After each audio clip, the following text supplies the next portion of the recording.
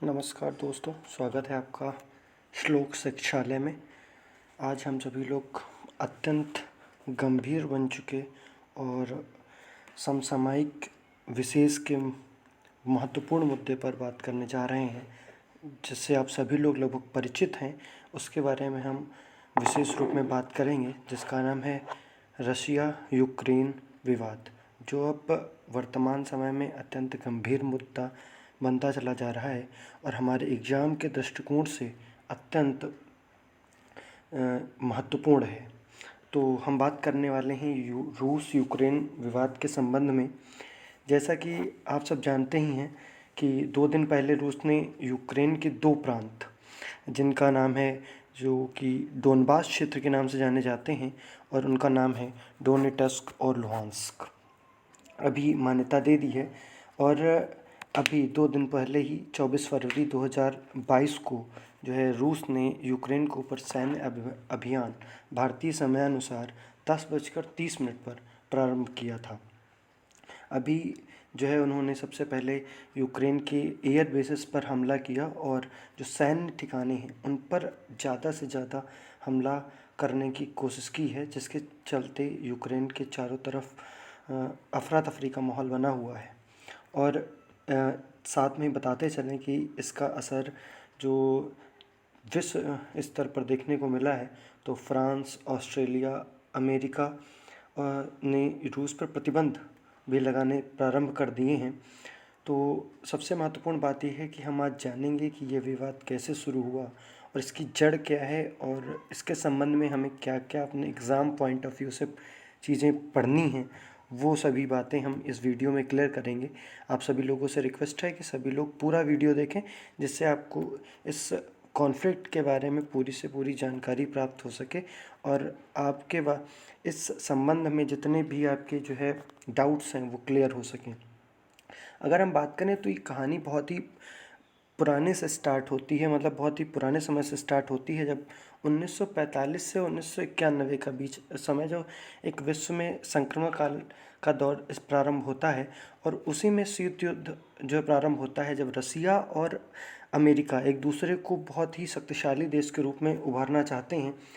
तो यहाँ पर 1991 की जो है बात है, जब सोवियत संघ का जो है उद्भव हुआ। 24 जो है आपका बता दें कि 1991 में सोवियत संघ का उद्भव होता है, और जो है इससे बेलारूस, लिथुआनिया, हंगरी, ये सारे जो देश स्वतंत्र होते हैं। इसी लिस्ट में एक नाम होता है यूक्रेन का। अगर यूक्रेन की बात करें तो इसकी राजधानी कीव है, और इसकी जो सीमा है, इसकी अगर हम सीमा की बात करें तो 2 सागरों से मिलती है, जिसका नाम है काला सागर और एक अज़ोव सागर। अगर हम बात करें तो यहाँ की जो मुद्रा है वो रिब्निया है, और इसका गठन 24 अगस्त 1991 में हुआ था। तो यहाँ पर यूक्रेन 24 अगस्त को अलग होता है सोवियत संघ से, और अपनी जो संप्रभुता और स्वतंत्रता बनाए रखने के लिए अपने अपने प्रयासों में लग जाता है। चूँकि जो यूक्रेन है वो काला सागर और अज़ोव सागर के तटों पर बसा हुआ है, तो इसलिए जो है सामरिक दृष्टि से इसके पास कोई कमी नहीं थी। और एक बात तो आप सभी जानते हैं कि 2 पड़ोसी देशों के बीच जो हमेशा से लड़ाई होती है वो होती है गरिमा की, कि कौन किससे ज़्यादा ताकतवर है। वैसे भी जो रूस है और अमेरिका दोनों ही चाहते हैं कि भविष्य में कि जो है महाशक्ति बनकर उभरें, और पूरे विश्व में 2 ही संगठन हैं जो रूस जैसे ताकतवर देशों को घेर सकते हैं, एक तो नाटो और एक है यूरोपियन यूनियन। अगर हम बात करें नाटो की, तो इसकी स्थापना जो है जो होती है वो होती है 1949 में।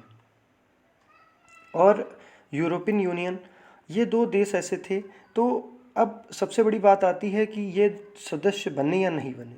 तो यूक्रेन के एक पूर्व राष्ट्रपति रहे हैं विक्टर यानुकोविच, जिन्हें एक बार मौका मिला कि वो यूरोपियन यूनियन का सदस्य बने, लेकिन उन्होंने इससे साफ इनकार कर दिया। जबकि जनता अपने जो सुनहरी भविष्य के लिए चाहती थी कि जो है ये इन दोनों संगठन से जुड़ा जाए और अपनी जो है बेहतर भविष्य किया जाए। अगर हम बात करें तो बात तो आती है 2004 में, जब जैसे जो दूसरे देश से जो 1991 में जो है अलग हुए थे सोवियत संघ से, जिनका नाम चेक गणराज्य हुआ, हंगरी हुआ, लातविया हुआ, यूरोपियन यूनियन में शामिल होने लगे, तब रूस को एक डर सताने लगा कि अगर यूक्रेन भी इन दोनों में से किसी एक में शामिल हो गया तो उसकी जो काला सागर तक पहुंच है वो प्रतिबंधित हो जाएगी। अगर हम बात करें तो यहाँ पर आप देख सकते हैं कि यहाँ पर मैं जूम कर रहा हूँ, ठीक है, ये आता है, ये ब्लैक सी वाला एरिया आता है आपका, ठीक है। यहाँ पर ये जो है क्रीमिया का हिस्सा बन कर के सामने आता है, ये मैं अभी आपको बताऊंगा। ये देखिए, ये है आपका ब्लैक सी वाला हिस्सा और ये है उसमें बहुत छोटा सा जो है क्रीमिया का हिस्सा, ठीक है। तो यहाँ पर उसकी पहुँच कम हो जाएगी, जिसके चलते जो है उसने क्या किया कि इस पर जो है अपना अधिकार जताने की कोशिश करने लगा। तो यूक्रेन जो है क्या होता है इसमें कि जो है इसको ऐसा लगने लगा रूस को कि उसकी पहुंच काला सागर तक जो है प्रतिबंधित हो जाएगी। और इसमें दूसरी तरफ ये देखें तो उसे ऐसा लगा कि जो इसकी पश्चिमी दीवार है, जिसमें जापान, दक्षिण कोरिया और अमेरिका के द्वारा जो रूस के लिए बनाई जा रही वो दीवारें हैं, वो पूरी तरीके से एक तरीके से बंद होने लगेंगी और रसिया उसमें अकेला जो है पड़ने लगेगा। और जो रूस कभी नहीं चाहेगा, क्योंकि यूक्रेन जो है सोवियत संघ से अलग होने के बाद अगर आप देखें तो सबसे बड़ा एक देश था। और यूक्रेन इसके बाद जो है यूक्रेन को तोड़ने के लिए 2014 में रूस ने क्रीमिया को आज़ाद करा लिया। तो 2014 में जो है यूक्रेन अलग हो जाता है और क्रीमिया को जो है रसिया अपने कब्ज़े में कर लेता है। और फिर अगर हम बात करें जो है यहाँ पर, अब आप देख सकते हैं जो क्रीमिया है ये जो है रसिया के द्वारा अलग कर लिया जाता है 2014 में। अब अगर हम बात करें धीरे धीरे 2019 का साल आता है, जब यूक्रेन अपने संविधान में परिवर्तन करता है और यह बात साफ हो जाती है कि भविष्य में वो दोनों जो यूक्रेन है वो अपने किसी भी संगठन का सदस्य बन सकता है। और वहीं से जो है विवाद शुरू होता है, जो कि आगे बढ़ता हुआ चला जाता है। और यही कारण होता है कि अभी जो है 24 फरवरी को जो है विवाद गहराता रहा और 24 फरवरी को सैन्य अभियान की शुरुआत रसिया अपने तरीके से कर देता है। और यूक्रेन अभी जो वर्तमान स्थिति है, यूक्रेन में मार्शल लॉ लागू कर दिया गया है और जो है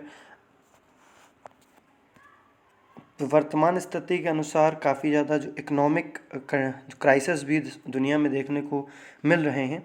और अगर रूस का पक्ष देखा जाए तो रूस कह रहा है कि उन्होंने जो मिन्स्क समझौता हुआ था, जो कि बेलारूस की जो है राजधानी है, वहाँ पर ये समझौता हुआ था, जहाँ पर लगातार 2 समझौते हुए, एक सितंबर 2014 में हुआ और एक फरवरी 2015 में हुआ, जिसमें सितंबर 2014 में 12 सूत्री कार्यक्रम हुआ, जहाँ पर युद्ध विराम हुआ और 12 सूत्री कार्यक्रम लागू किया गया, जिसका ज़्यादा दिन तक कार्यक्रम नहीं चल सका। और उसके बाद जो फरवरी 2015 में 13 सूत्री कार्यक्रम जो है पर हस्ताक्षर करते हैं दोनों देश और युद्ध विराम की घोषणा करते हैं कि जिससे दोनों ही देश जो है आपस में ऐसा युद्ध ना करें।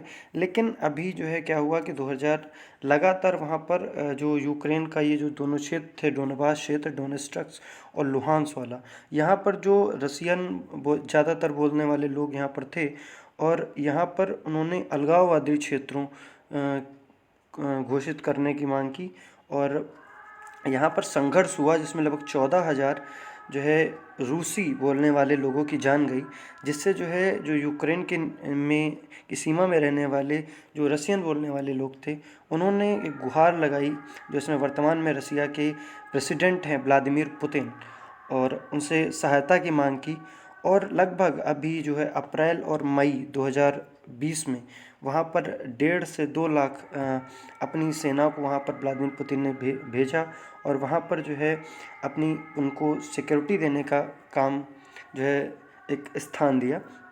और जो है इस बाबत वहाँ पर जो है उनको सुरक्षा दी जा सकी। और अभी 2 दिन पहले ही, जैसे आपको पता है कि वहाँ के दोनों स्थानों को जो है रसिया ने स्वतंत्र घोषित कर दिया है। अगर हम बात करें भारत की, तो भारत का इसमें स्टैंड ये है कि यूएन काउंसिल में भी उन्होंने कहा कि हम जो है सबसे पहले अपने जो है भारत की जो नागरिक हैं उनको वहाँ से सफलतापूर्वक निकाला जा सके, वहाँ से कोई भी जो है किसी प्रकार की कोई नेगेटिव सूचना ना आए उनके लिए। और फिलहाल जो है दूसरी तरफ से देखा जाए तो पूर्णतः तटस्थ बने रहना चाहते हैं। यही भारत की नीति है। और आगे अपडेट के लिए आप सभी लोग देखते रहें श्लोक शिक्षालय। आप सभी का बहुत बहुत धन्यवाद।